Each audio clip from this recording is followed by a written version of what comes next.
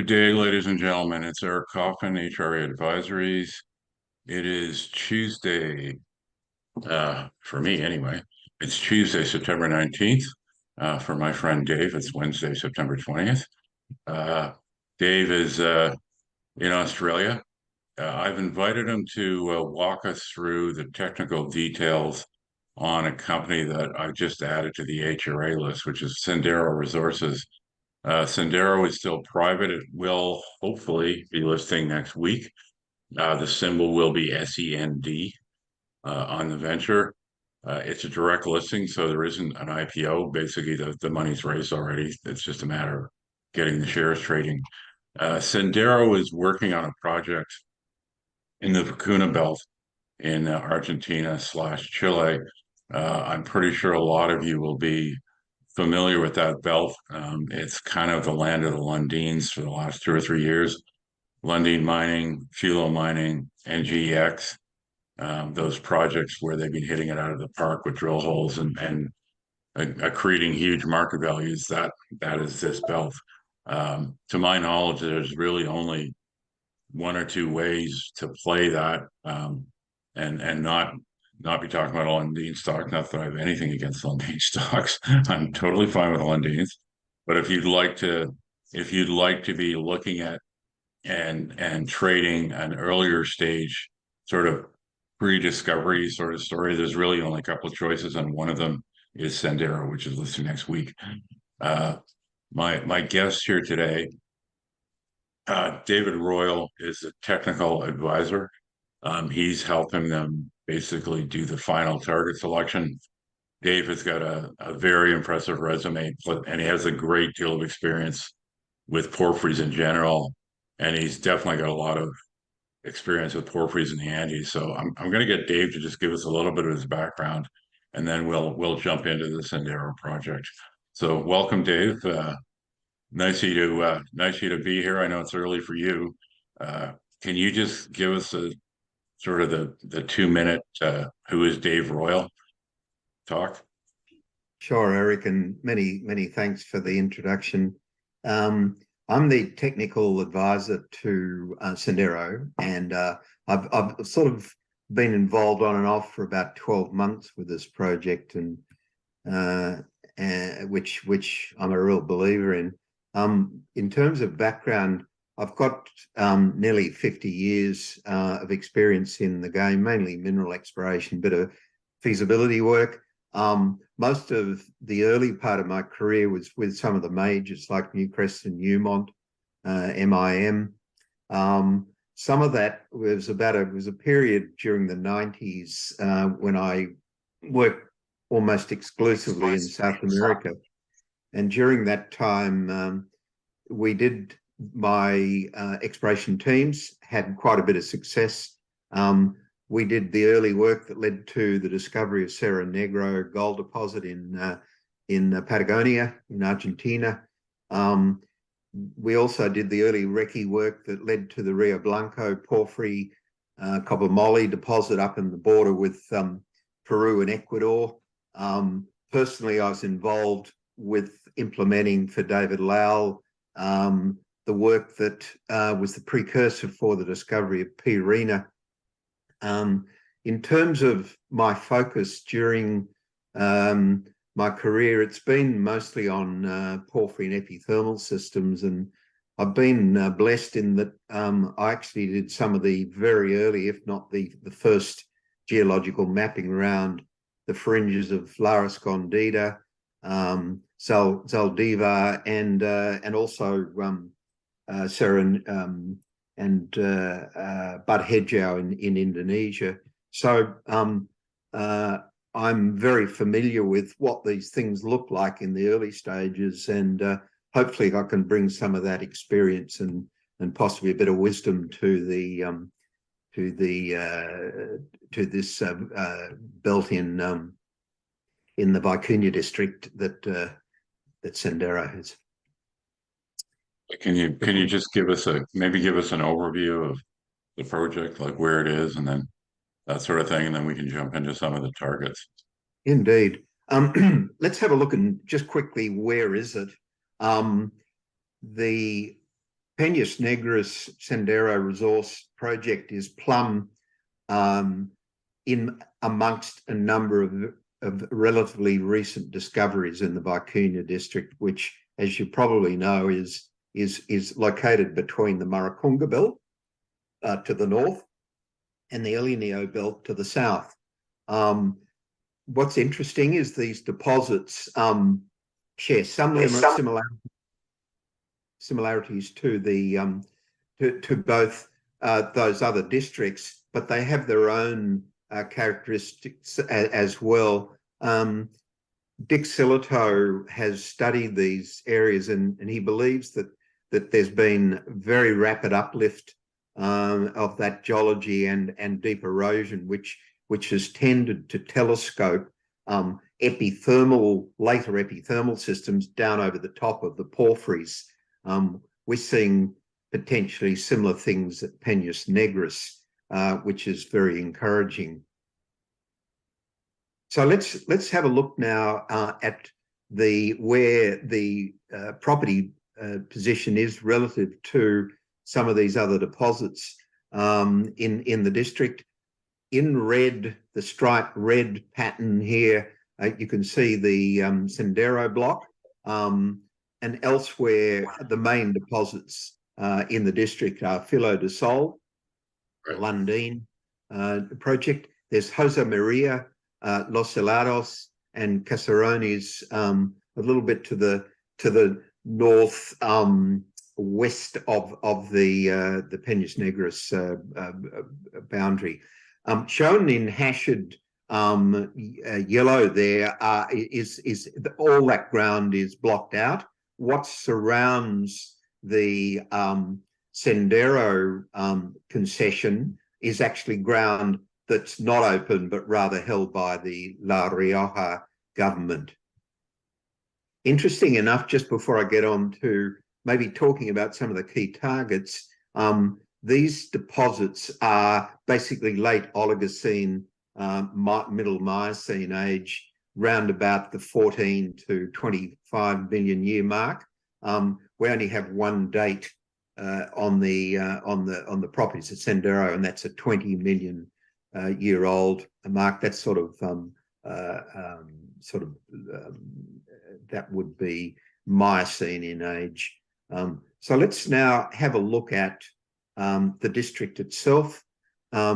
So this is a bit of an overview. Again, the yellow indicates the Peñas Negras property boundary. You can see again the surrounding porphyry epithermal discoveries. And what you'll see within the block is a series of different colours there. Of note are the red stars. They are the priority porphyry copper gold targets that have been identified, and they're the ones that I'll describe to you now. In addition to that, there are multiple other porphyry copper gold targets, and indeed we see some epithermal possibilities as well within that district, consistent with what you see at Filo de Sol and some of the other deposits. Right. Let's have a look now at the district itself. You'll see there indicated in the yellow diamonds the three principal targets that I would like to describe, and the reason why they are attractive and why they're drill ready. The northernmost one is La Pena, and then as we move south into the central part of the property, we have Cerro Verde Sur and Tambarius. They're within a very interesting structural setting, which I'll talk about. Ritsuko to the south, it looks like a high sulfidation epithermal type play. To the north of Tambarius is a prospect called La Olita, which I might just briefly touch on in the end. That is also looks like a epithermal gold cap, potentially sitting on a porphyry. And then Cerro Verde Norte, up in this area here, is a relatively high level system where there's been some drilling done by Anglo, but they're not quite, they weren't there in terms of of identifying where the center of that system was. So let's now go to La Pena. One thing I'll note on this map too is that there's the white lines that you saw all over the map, those are roads, so which is a Yes. pretty good thing to have when you're in the Andes. Yeah, Makes yeah, your life easier. yeah. Thank you very much, Eric. I think that's a really good point. The access here is not too bad at all. I'm planning to visit the property in about 6 weeks' time, and they gave me a schedule, a suggestion on what we could do, and I was pretty amazed that the ability for us to get round and out and about in a four-wheel drive vehicle allows us pretty well to go to most parts of this property with walks of several kilometers, but it's not like, you know, doing marathons to get to the prospect. So thanks for pointing that out. The infrastructure looks pretty good. The pink star there is the Peñas Negras camp, a nice, well-established camp that the company has. Let's now have a look at what I regard as being the standout target the company has. It's called La Pena. It's a relatively high-level system. Having said that, to my mind, it looks like it's been eroded to the optimum level. So it's exposed at the core in an area of about half a kilometre square. A very nice outcropping diorite porphyry. It looks like there may well be more than one phase of that porphyry. There's also some breccia. I don't know what type of breccia, but we'll see that hopefully in the field soon. What's very interesting, you'll see from the slide here that it's in a north-northeast structural corridor. Why is that interesting? Well, all the other deposits in this district tend to be associated particularly with this permissive north-south or north-northeast trending structural grain. And you see Horst and Graben sort of tectonics in play. And here in this case, looks like we've got a Graben and it's been filled with andesitic volcanics and other material. Surrounding it on either side are the Permo-Triassic basement, in this case granite. The system is amazingly well zoned. It's got at its core a potassic core, and then that it goes out into a green rock, a propylitic zone. To the north, there's a little bit of argillic alteration, a bit of sericite coming in, which is absolutely typical of these sorts of systems. The other thing of note, and you'll see a beautiful photo on the right-hand side here of classic A and B type quartz magnetite veining. I could show you samples of any major deposit in the world. They look exactly like that. So what's intriguing about this prospect as we move to the next slide is that coinciding with that really good looking geology, you've got a very nice central copper gold moly geochemical response, both in talus fine soils and rocks. That also coincides, have a look on the right-hand side, bullseye mag feature right over the top of that nice geochemistry. In a nutshell, walk-up drill target. Frankly, I haven't seen anything quite as attractive as this in a long time, and there's a very good chance that a couple of holes into that and at not a deep depth are going to see some serious mineralization. So that's La Pena, the #1 target in the property. Let's go down and have a look now in that central block. So this is Cerro Verde South and Tambarius. We just in general, just in terms of why it's interesting, it looks like it's actually in some sort of old eroded circular feature, maybe representing an eroded stratovolcano. That's quite consistent with the geology of the Andes. Again, you'll see those north-east trending structural grains, possibly little grabens. But nevertheless, the two main target areas at Cerro Verde Sur and Tambarius are both within a structural setting like that. They've got dacite microdiorites associated with them. Just from a structural point of view, these two properties are in a very, very interesting setting.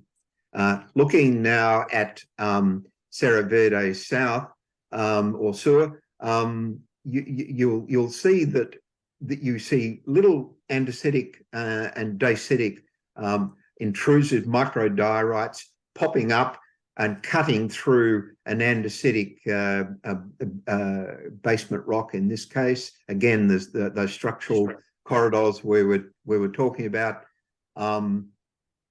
It has more general porphyry alteration around it. It's principally propylitic alteration, but there is argillic and cerussitic alteration coming in.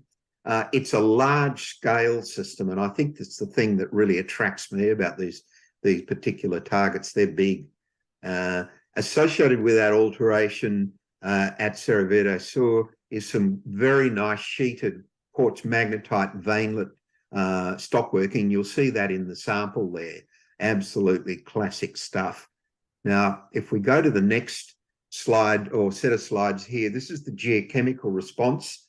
There is some talus fine geochemistry over the top of this, but unfortunately, it's probably not systematic enough, but it showed up a very significant copper gold moly feature. Very, very recently, we've trialed ionic leach geochemistry over some of the principal target areas, and you'll see on this slide indicated in the two red circles what looks like a very, very nice coincident copper gold anomaly in that ionic leach that's highlighting that area.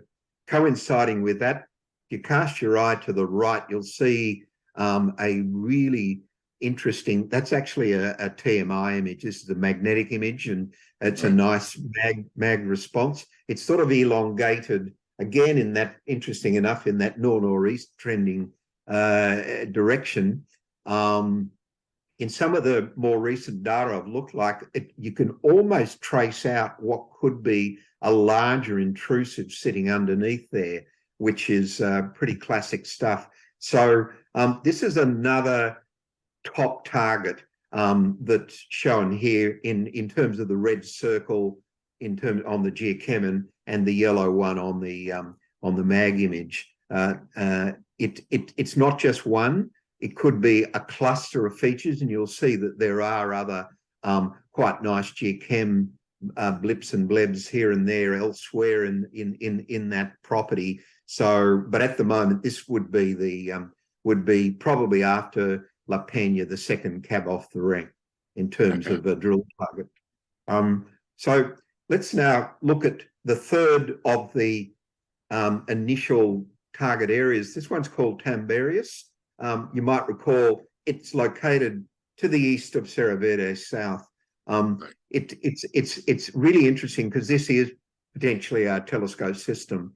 It's in two parts. In the central part, there's what looks like a classic porphyry setting, and to the north, there's a bunch of epithermal veins. They look like intermediate sulfidation veins. So if there was ever any high sulfidation cap over the top of this thing, it's definitely been eroded.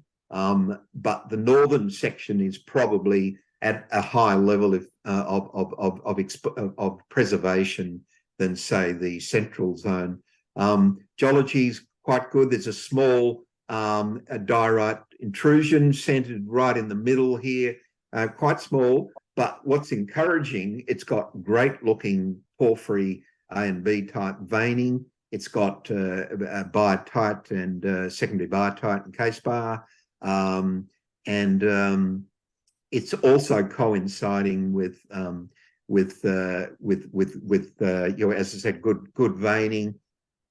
The interesting thing is the northern section, it doesn't have epithermal veining, but it's got coliform textured banding typical of porphyries. And so let's now look at what's the geochem look like. The geochem, again, a bit like the other prospect we were talking about, Cerro Verde. So there is some geochemistry, not a lot. There's work being undertaken soon to do some channel sampling across this zone. But it does show up very, very nicely in this recent ionic leach work. It's a beautiful coincident copper-gold anomaly. What's really encouraging is that it's got a classic, particularly on the east and northern side, it's got a classic zinc, cadmium, lead anomaly around it. What does that mean? Well, porphyry systems typically have zinc halos around them. We don't have enough geophysics really to see what that might be in terms of, say, like a pyrite halo, but I suspect around this central zone there's going to be a well-developed annulus, if you like, of pyrite. So in terms of the geophysics, underneath it's got a reasonably large magnetic feature sitting under it. So it is associated with a mag high. The magnetics probably needs refinement, and there's a ground magnetic detail mag survey that's going to be underway soon that will hopefully help resolve that. To the north, the northern sector doesn't show up in the magnetics, but it's got very intense argillic and sericitic sort of alteration. In other words, feldspar destructive and probably magnetite destructive alteration. So it won't show as a mag feature anyway. So it's in this case it's a subtle mag low sitting in there. So Tambarius represents a very valid untested drill target as well. It's probably telescoped. It may require deeper drilling than the other two targets, but nevertheless, it ticks all the boxes in terms of what you would want to see in terms of a porphyry target. I said that Eric, that I'd just quickly touch on La Olita. La Olita was a prospect that was drilled by Eldorado back in the 90s. And it was they did more work in this property than anyone else, but their principal interest was gold. So they weren't out there looking for porphyries at that point. They did define a near surface area that potentially has a resource of quite a lot of gold of lower grade in the near surface that potentially could be open pitted and heap leached. We will have a look at this. Our interest is more what could be underneath this and what would be the precursor, or sorry, the source of that gold, because there is a little bit of copper in some of the deeper parts of these shallow holes, which suggests there could be a porphyry sitting under there or on the side of the system, because quite often the gold is not over the top, but rather on the flanks of the system. So Eric, in a nutshell, that's the property situation of Sendero, and I'm very encouraged what I'm seeing. The fact that all three of those targets never had a drill hole, it's pretty exciting stuff, to be frank. And I've been wandering the hills for a lot of years, and every now and then you see something like this. The last time I saw anything quite like this was probably looking at a prospect that was associated with in Fiji called Wairokandra, and very, very similar sort of geology in some ways, even though it's on the other side of the Pacific. And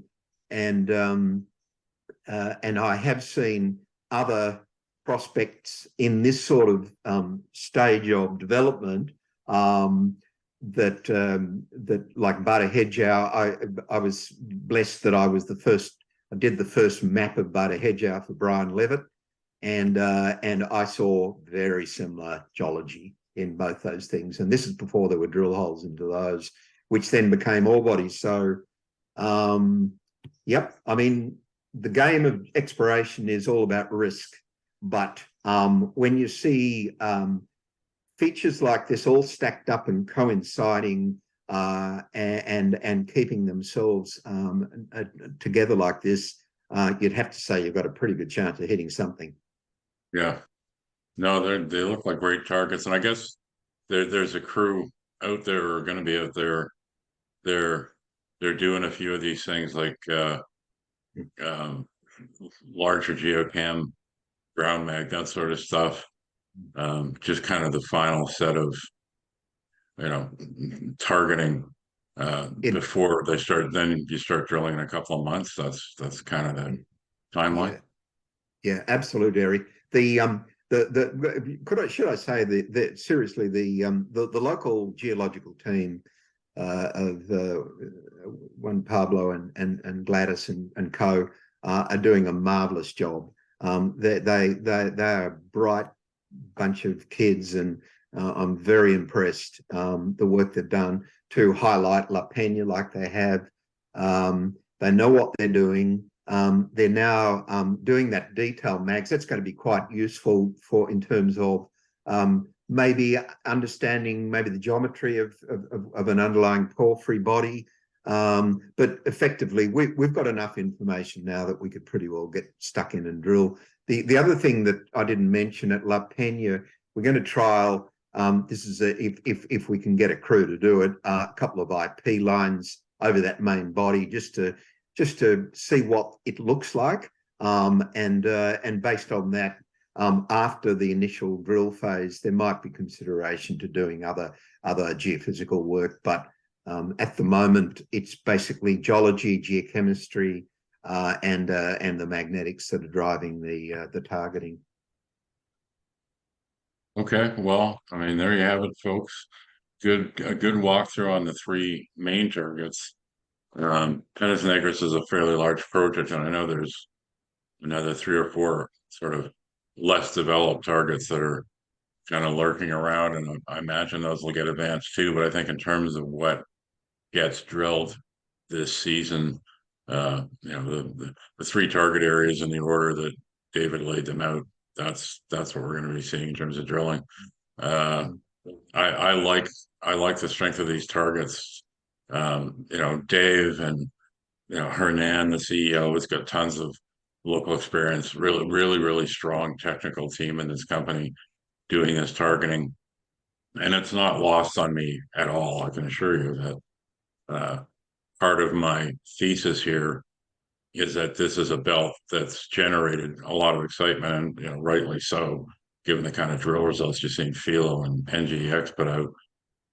There's really only a couple of ways to play it that aren't billion-dollar plus companies, and I think that in and of itself is going to give you a good cushion while these get tested. And of course, if they hit something real on one of these targets, well, it's off to the races. So it's Sendero Resources. Will be listing shortly. Symbol will be SEND. Thanks, Dave Royle, for walking us through the targets, and this one looks like it's going to be fun. Yeah, absolutely, Eric, and thank you very much. Hopefully we can give updates as we move along.